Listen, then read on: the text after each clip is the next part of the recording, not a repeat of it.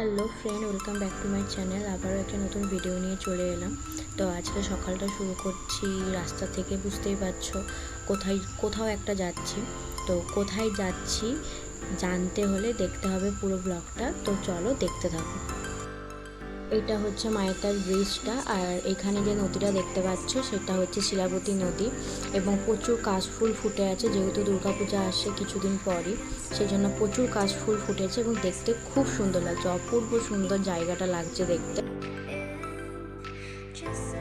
দেখে নিশ্চয়ই বুঝতে পারছো আমি কোথায় এসেছি। হ্যাঁ, আমি মন্দির এসেছি। এটা মাইতার মন্দির, রাধাকৃষ্ণের মন্দির, আমাদের কুলদেবতার মন্দির। তো সেখানে এসেছি আজকে পুজো দিতে। তো চলো ব্লগটা দেখতে থাকো, কিভাবে কাটালাম, কি করলাম।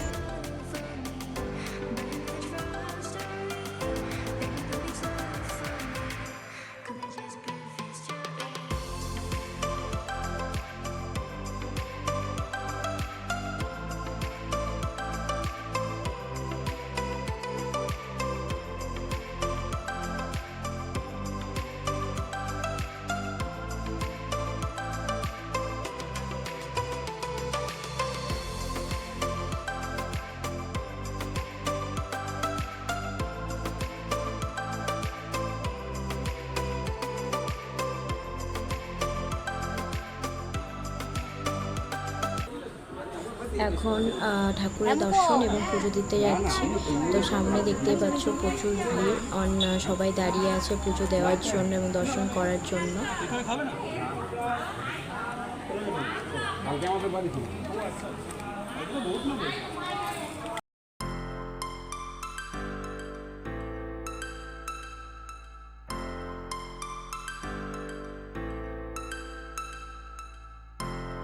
এবার তোমাদের মন্দিরটা একটু ছোট্ট করে ঘুরিয়ে দেখাই, চলো।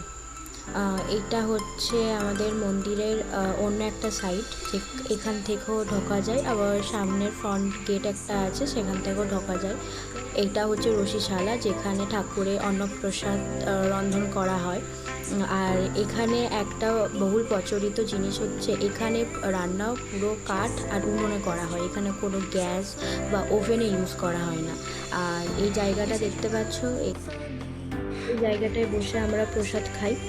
খুব বড় একটা জায়গা, আর এখানে সবজিও কাটা হয় ঠাকুরের রান্নার জন্য। আর আমি এই সাইডেরই কথা বলছিলাম, এটা আরেকটা সাইড, যে সাইড দিয়ে ঢোকা যায় মন্দিরের ভেতরে।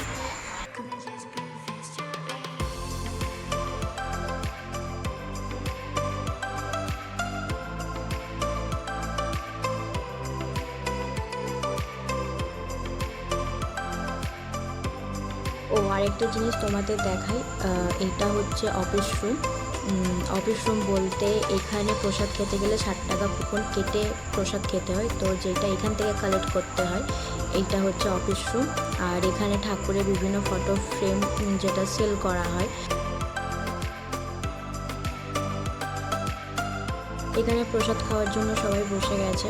তো দেখতে পাচ্ছ, তোমাদের আগে আমি দেখিয়েছি এই জায়গাটায় প্রসাদ খাওয়ানো হয়। তো এই জায়গাটায় সবাই বসে আছে, ওয়েট করছে প্রসাদ কখন দেওয়া হবে।